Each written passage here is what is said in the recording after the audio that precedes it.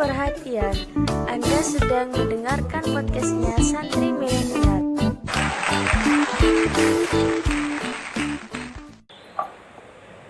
Assalamualaikum warahmatullahi wabarakatuh. Kembali lagi bersama saya Muhammad Ilyas dalam acara podcast Santri Majelis Sa'adah.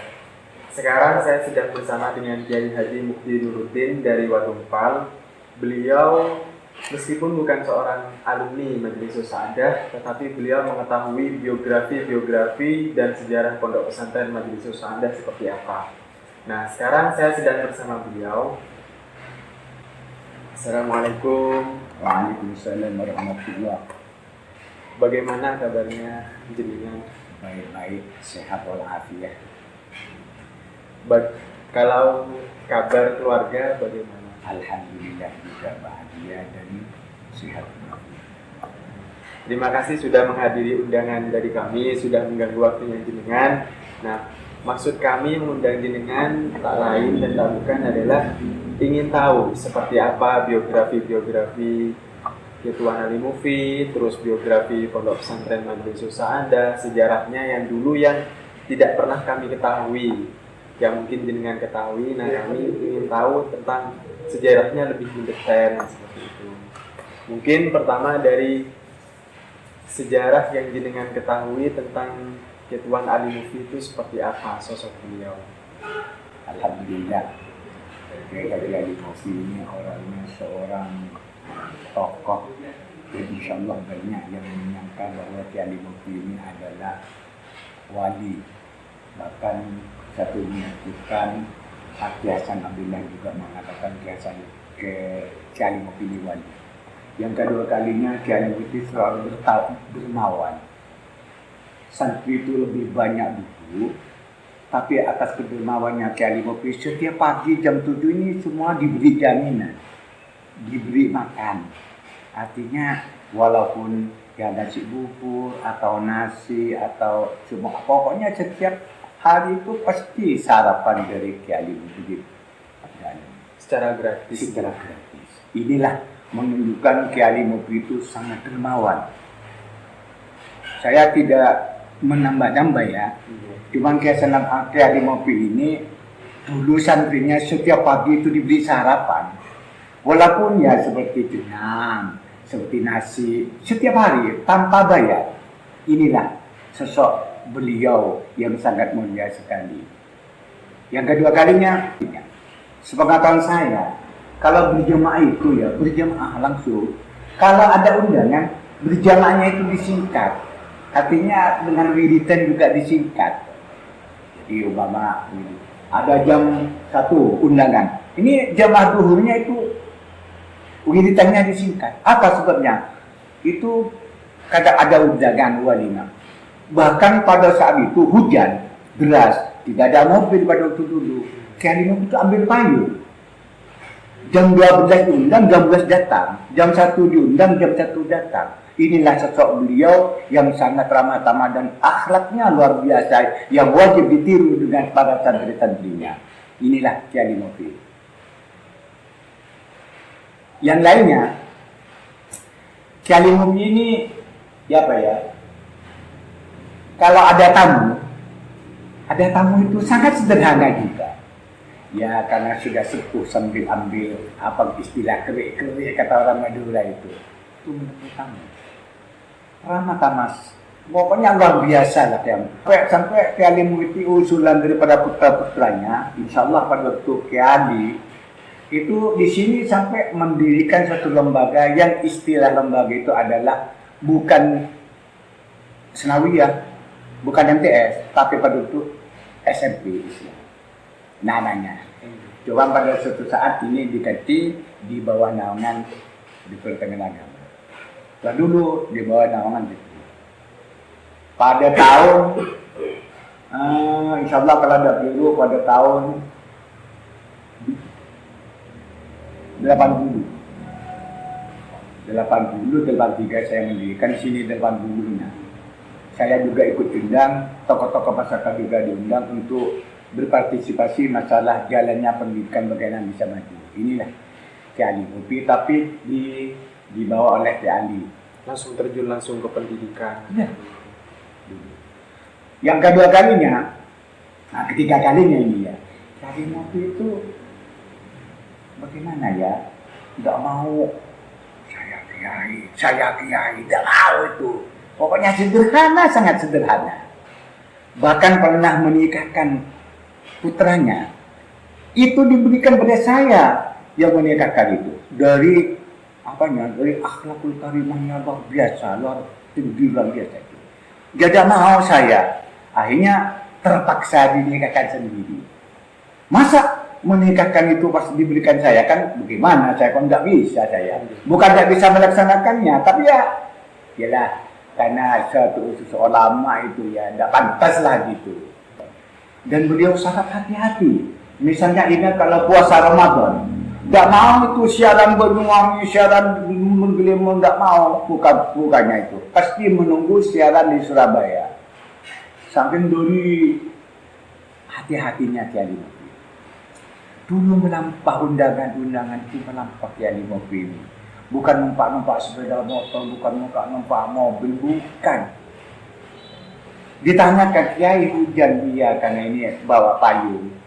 Wajib ini undangan, wajib diperhatikan. Itu katanya Kiai. Jadi umpamanya sholat duhur Kiai ini ya, kembali lagi yang semula yang tadi itu. Ya, salatnya biasa.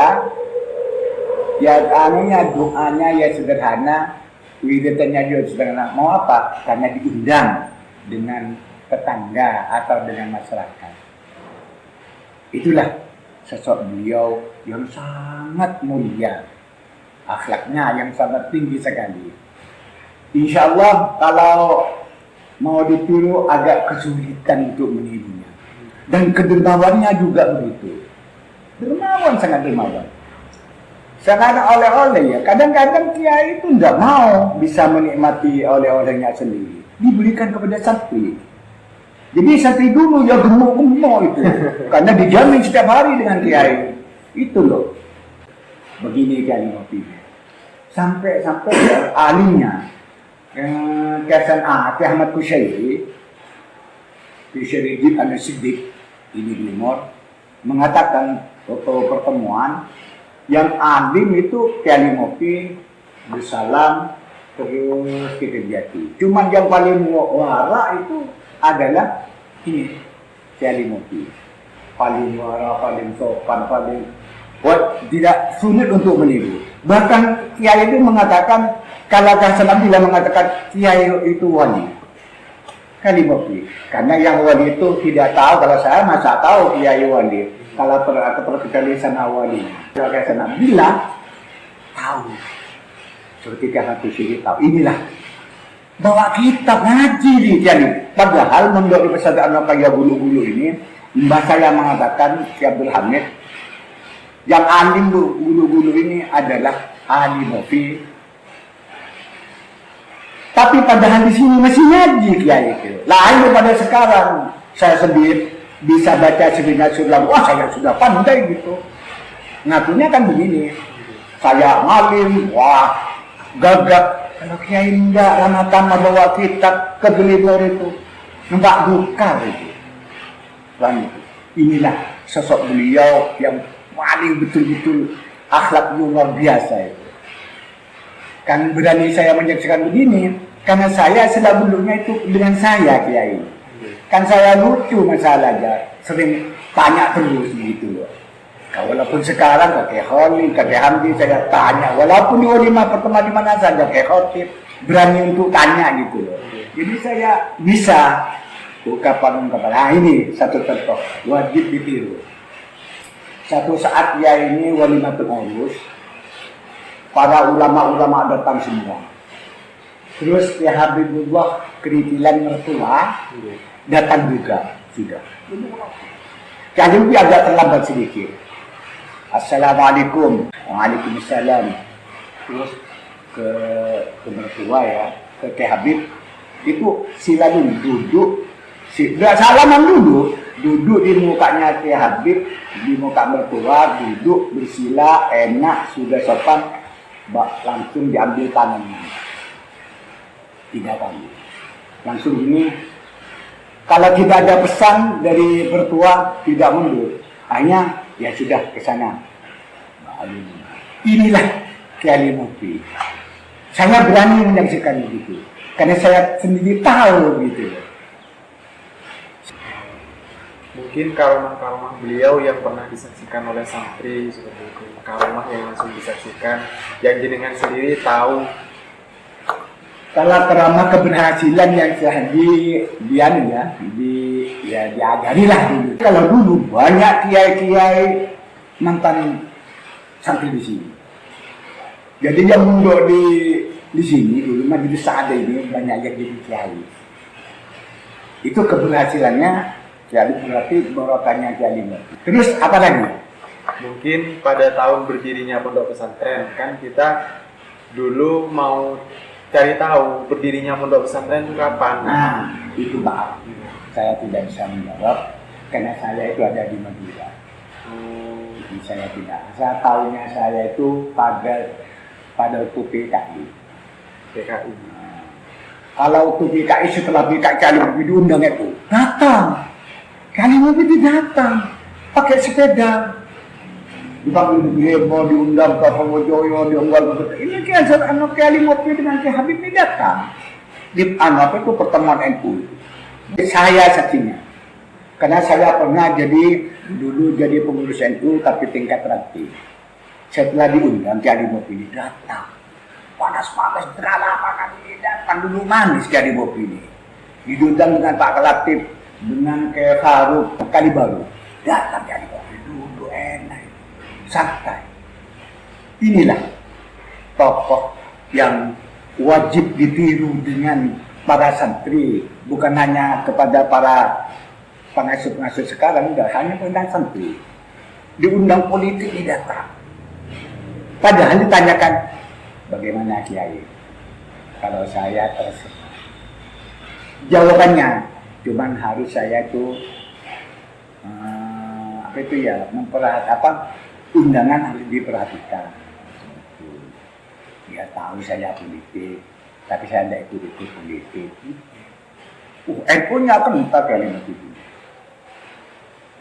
Sepengetahuan saya begitu. Terkait penjelasan jenengan tadi kan pada zaman waktu PKI. Nah, kalau pada zaman waktu PKI itu kan sendiri di Banyuwangi itu kan terjadi pemberontakan betul. besar. Saya juga ikut perang dulu dengan banyak ini. Di pondok pesantren sini. Enggak, bukan di sini. Nyerbu itu ke Karangasem dengan Temuji itu, gambarnya Rafa itu. Saya di depan sendiri. Karena saya pada itu umurnya masih muda, 20 tahun. Waktu PKI itu 66. Kalau terkait dengan pesantren sendiri, tindakan pesantren ke anggota PKI itu apa? Wujud santri-santri kan masih banyak santri kan mestinya. Santri di sini, saya kira tidak hubungan. Selamat lah, selamat semuanya. Cuma para kiainya nyerbu PKI ke Sumberwadung, ke Sempu, ke Stain, ke Karangasem. Dengan saya juga dulu sampai membunuh itu. Sampai saya karena tahu-tahu datang di Luntar 60 orang membatak PKI. Iya, tapi Anda bukan NU. Tapi padahal itu bukan NU itu. Orang PKI, pada NU. Iya, nyamar-nyamar. Datang langsung orang NU itu dibunuh semua. Dengan nah itu langsung saya juga ngamuk. Tadi berjang kawat itu. Megang tekan. Pada itu. Di sini selamat. Kalau santri lain Anda tidak tahu saya. Tidak ngurus, penting lebih penting ke masjid, Kiai Mopi ini santrinya selamat. Kalau Kiai Mopi sendiri ikut berperang juga? Ya, karena keadaan masih sepuh. Sudah sepuh dari itu, tapi tidak begitu sepuh. Ya. Kalau Kiai Mopi masih, nggak berani-beraninya itu masih muda. Kan umurnya tidak seberapa dengan saya sebetulnya gitu. Kalau terkait dengan sifat-sifat Kiai Mopi yang sudah jenengan jelaskan tadi, mungkin dari santri-santri pendapat yang pernah jenengan dengar dari santri-santri itu seperti apa? Ya santrinya itu nggak tahu, pokoknya santrinya itu takut semua ke Kiai Mopi. Bukan takut, bagaimana ya? Banyak santrinya di Madura semua itu. Tapi santrinya banyak yang jadi dukun apa itu. Bagian nyadapi orang itulah. Banyak yang jadi kiai. Jadi banyak yang mustajabah untuk di sini. Mondoknya di sini karena Cali Mopi itu tetap banyak barokahnya. Barangkali begitu. Yang paling kasar kemuji buat ngamuk itu kalau kemuji itu. Kasar itu orang. Tapi ya kayak kiai kasarnya terbatas. Kalau kepada PKI, waduh ngamuk betul itu. Itu sepengetahuan saya kan di sana. Mungkin terkait waktu Kiai Mopi nyantri di pondok pesantren. Saya ingat saya itu yang alim itu di Anopaya. Jadi yang alim itu Kiai Mopi di Anopaya. Bahkan mbak saya mengatakan, Ki Abdul Hamid, yang alim itu Kiai Mopi itu. Terkait dengan apa?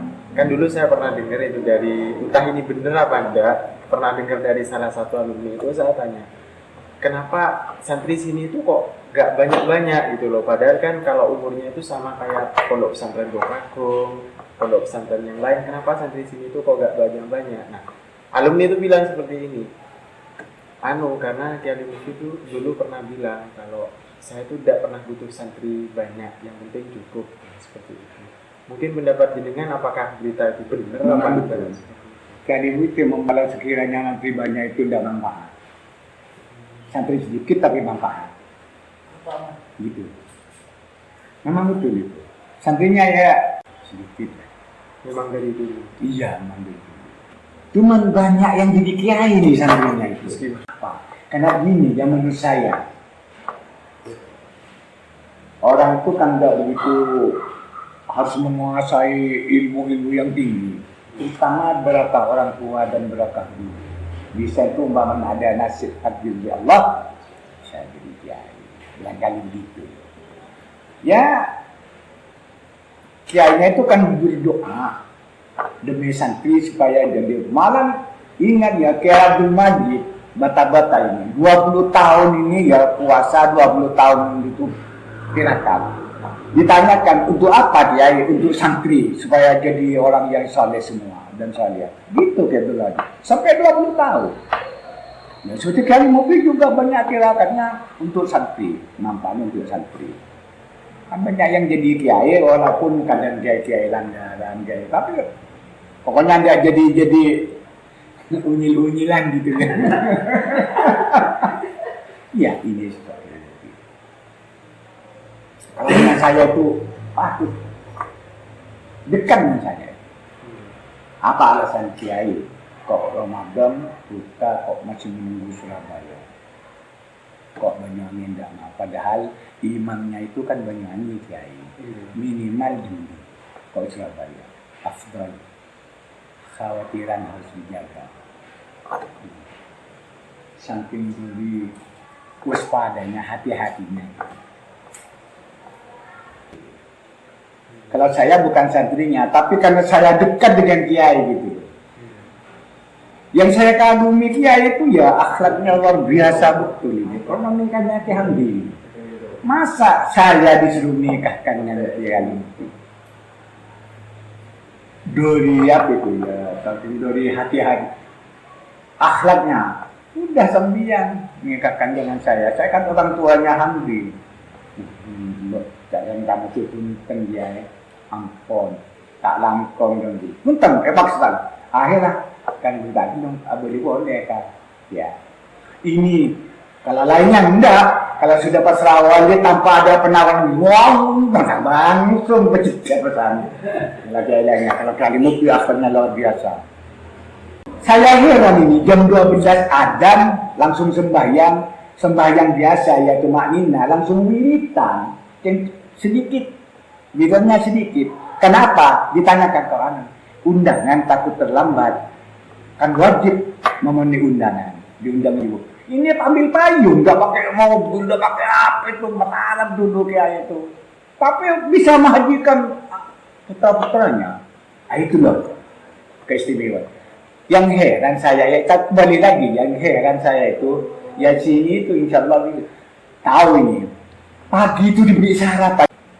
Karena kiai sendiri, kalau punya harta, punya banyak santri, itu hartanya nggak usah macam-macam zakat keluar. Bilang pada saya, kajian apa kiai? Kisni keperibon, saya sampai keluar. Pas sudah kaki ke sampai. Menjadi zakat kewajiban itu harus diberikan santri. Kalau kemampuannya sedekah itu ya diberi sarapan pagi. Kalau ada kebutuhan sampai malam. Itu gratis.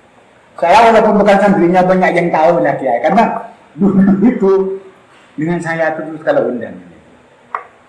Saya akan cerewet kata orang Madura itu banyak tanya itu ke Kiai Mufti. Mungkin yang jenengan rasakan pertama ketika mendengar beliau sudah wafat itu apa? Yang jenengan rasakan pertama kali ketika mendengar beliau wafat? Ini semua orang-orang wadung, orang-orang santri alumni banyak yang kehilangan, mengatakan, siapa ya gantinya nanti yang sosok Kiai Mufti yang begitu sabar, tabah, terus pelak. Itu katanya. Terus orangnya itu ya kecil, bukan orangnya kecil itu tingkah lakunya gitu.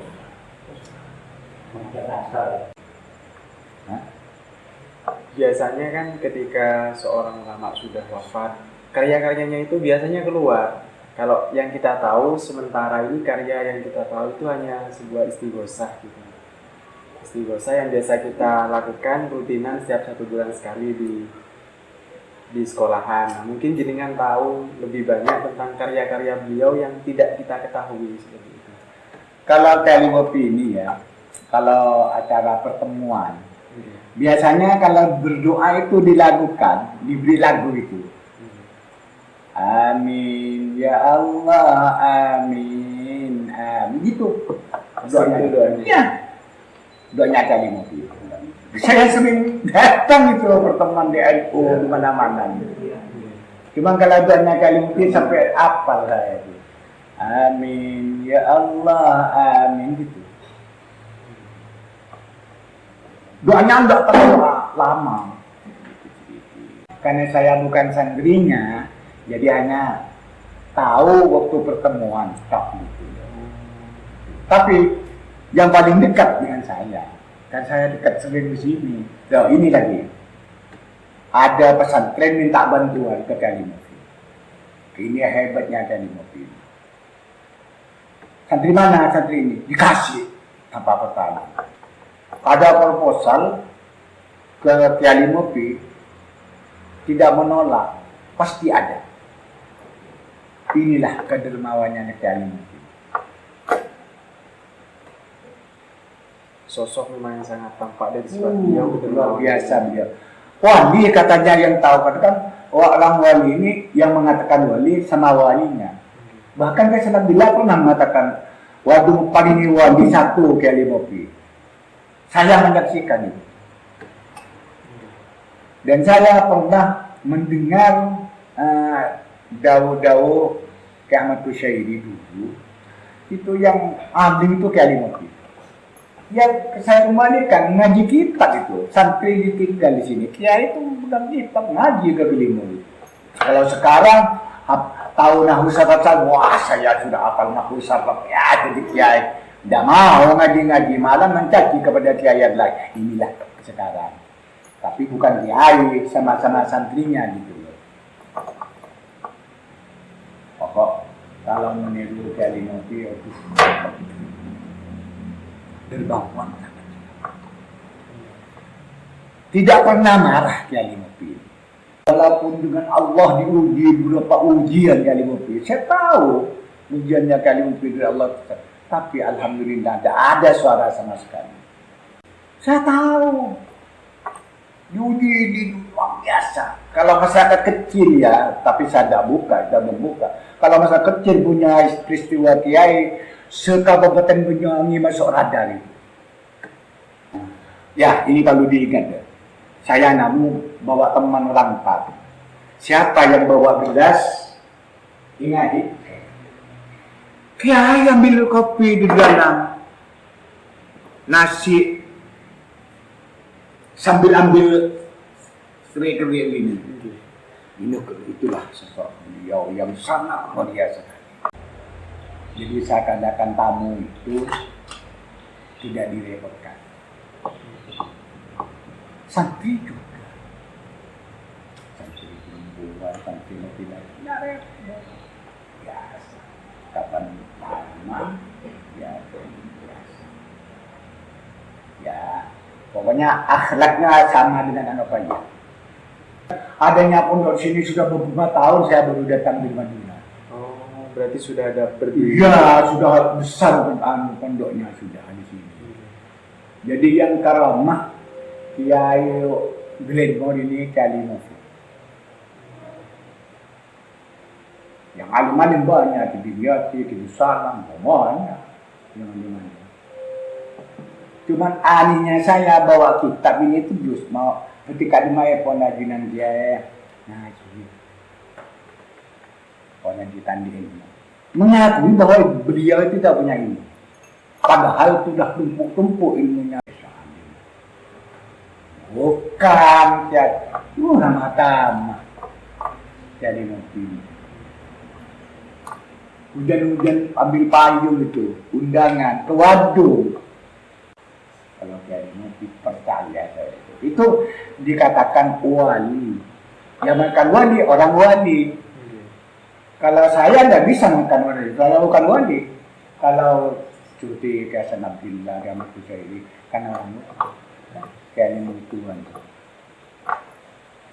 Mungkin terakhir, Ya. pesan jenengan kepada seluruh santri alumni Majelis Sa'adah, juga seluruh santri yang sekarang masih mondok, pesan jenengan kepada mereka semua itu apa? Nah, kalau saya begini, baik putra maupun putri, kalau sudah menyantri di Majelis Sa'adah, itu yang pertama itu ya sikap-sikapnya santri kepada guru itu tirulah sosok almarhum Kiai Mufti bersikap, dan harus walaupun keadaan pengasuh begini tetap santri itu taklim kepada guru, karena santrinya adalah wajib taklim kepada guru. Jadi harus apa perintah guru diikuti, asalkan perintah itu benar, kan gitu. Ya kalau salah ya walaupun dia tidak usah, tapi tidak usah dilawan, tidak usah diterkan, cuman ini pesan saya. Dan santri itu ya harus istiqomah lah. Jadi murid santri di sini istiqomah yang pertama berjamaahnya, yang dua ngajinya, terutama Al-Quran dengan kitab-kitab yang lain itu, dan taklim kepada guru. Gini. Taklim guru bukan arti jadi ya taklim itu sekali salaman, undangan 3 kali, begitu namanya taklim. Itu saran saya biar jadi nanti santri yang barokah, yang dapat barokah dari guru. Karena kiai itu berdoa. Kalau doanya menduda, ya Allah, mudah-mudahan santri saya yang mondok di sini, yang alumni di sini, jadikan orang saleh, orang salihah, bisa jadikan orang pikiran kan bisa doa. Kalau bahasa Maduranya kan begini. Jadi tidak ada kiai ini berdoa kepada orang tok, tapi santrinya utamanya yang didoakan. Kalau hanya doa, kan sama saya umpamanya, ya mudah-mudahan ini mudah diberikan hajat yang namanya hebat, mamanya ya. Tapi santrinya dibiarkan, atau muridnya seperti murid saya, bisa dengan taklimnya, dan didoakan. Ya jadinya murid jadi apa nanti? Pesan saya, jangan coba-coba cinta saling mencintai di pondok. Bahaya nanti keluarnya. Ini pesan yang terakhir. Jangan coba-coba main HP, main pacaran, jangan coba-coba kalau di pondok. Nanti efeknya setelah pulang ke rumah tambah jadi pendekar itu, bukan pendekar kebaikan, pendekar kezaliman. Nah, itu pesan saya yang terakhir. Kalau di pondok jangan mainan HP sama santri atau sama orang lain, pacaran biarkan dulu bulan butuhnya gitu. Jangan, bahaya, tidak manfaat ilmunya. Kalau pacaran di pondok ya terjadi, mak saja ini. Ini nanti pulangnya ini bahaya, lebih bahaya. Teti pelacur, teti ini, abu macam-macam. Jadi pokoknya kalau mondok, HP itu udah usah pakai HP, jangan usah pacaran, usah ini. Pokoknya stop dulu pacarannya. Walaupun ada cinta-cinta sekonyong kode misalnya, jangan. Itu pesan saya. Ya. Mungkin terima kasih sudah mengisi waktu luangnya ke podcast kami. Ya. Terima kasih atas info dan ilmunya yang telah Ya. diberikan kepada kami semua. Mungkin kita sudah mendengarkan pemaparan dan biografi dari Kiai Mufid seperti apa dulunya, sejarah beliau, sifat-sifat beliau yang luar biasa. Mungkin yang tidak bisa kita contoh semuanya, mungkin hanya beberapa yang bisa kita contoh. Yang beberapa kita bisa mengerti hikmah dari cerita-cerita beliau. Kurang lebihnya saya mohon maaf. Terima kasih. Wassalamualaikum warahmatullahi wabarakatuh.